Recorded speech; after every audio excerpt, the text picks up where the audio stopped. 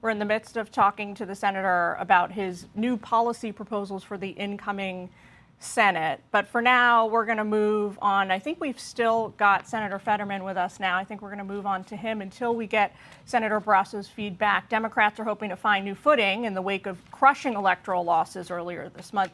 Here's Wall Street Journal columnist Peggy Noonan on the Democrats' very real struggle right now. They ought to be thinking about the meaning of their party right now.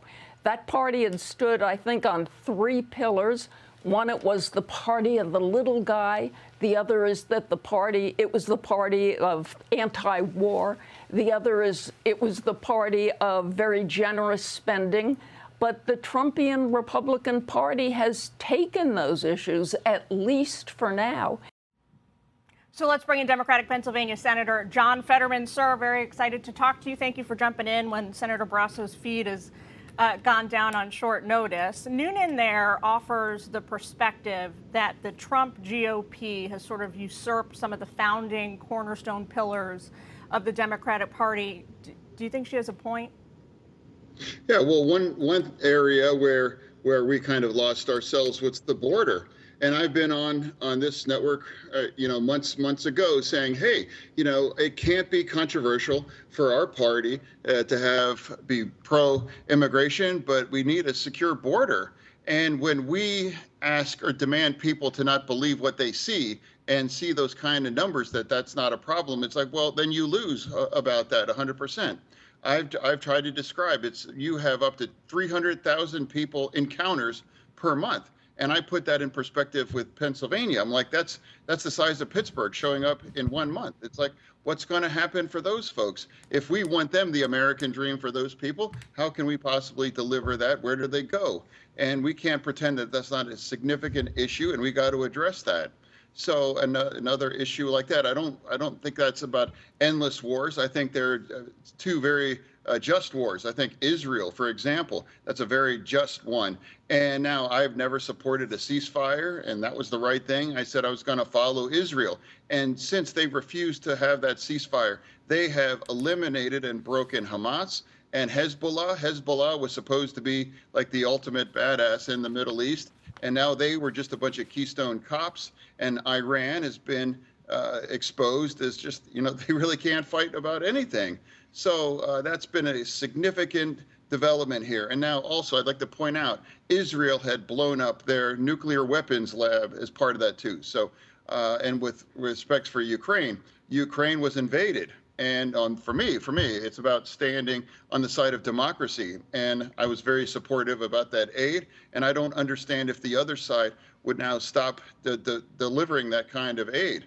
That's a disagreement, but I've been very, very clear supporting Israel and Ukraine. You have, sir. And while you're on the topic of Israel, your colleagues voted down this Bernie Sanders bill this week to stop supplying weapons to Israel. The new incoming administration is touting their foreign policy national security team as the most pro-Israel in modern history. Wondering if you agree with that. Yeah, no, well, I mean, it was a pleasure to vote a big no on all those threes with my colleague from Vermont. I don't understand why anybody would bring that to the floor. But hey, if they want to go down, 80, 18, 19, that's up to you. But in terms of the incoming administration, I actually like what I see in terms of being a very, very strong pro-Israel through that. And I fully support that through that, too. And when the administration will change, my vote and voice won't change either. And that's going to follow Israel through that.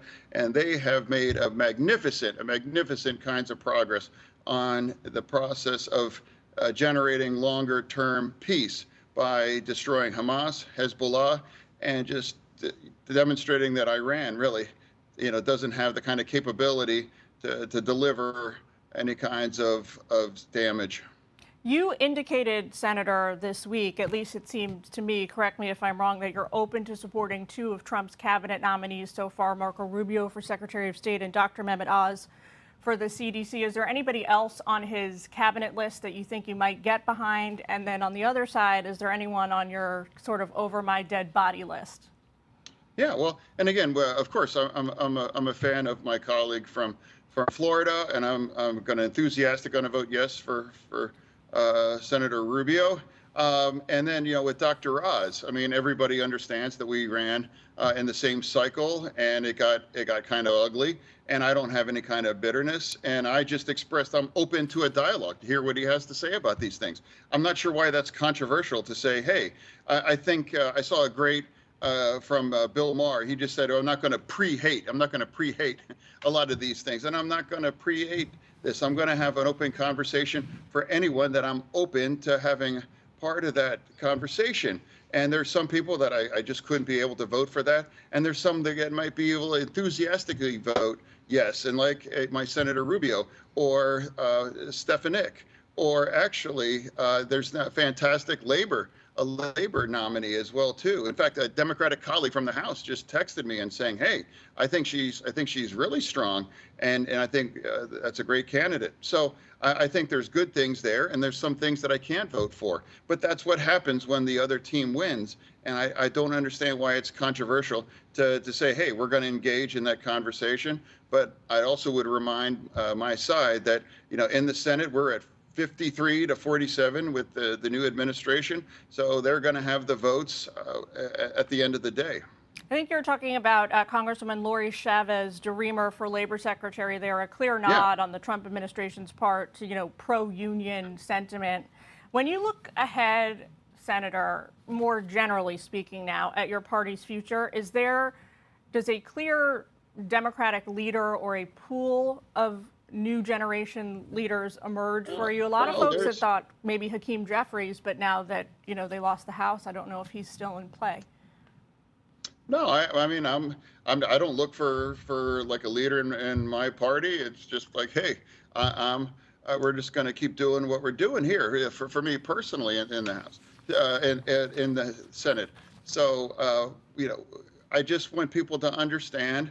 Before the election, I tried to describe that if Trump wins and if we don't show up, now he's going to get the House and the majority. He's going to have in the Senate, which if that happened, and then now you have the Supreme Court is now in a position with a 6-3 strong conservative slant. So they're going to be able to, a lot of things. And now I wouldn't be surprised if Trump moves to drop the filibuster, in the Senate as well, too, because they will have 2 years. They'd have 2 years to essentially run everything through.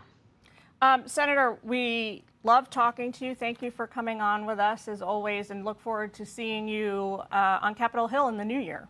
Hey everyone, I'm Emily Campagno. Catch me and my co-hosts Harris Faulkner and Kaylee McEnany on Outnumbered every weekday at 12 p.m. Eastern, or set your DVR. Also, don't forget to subscribe to the Fox News YouTube page for daily highlights.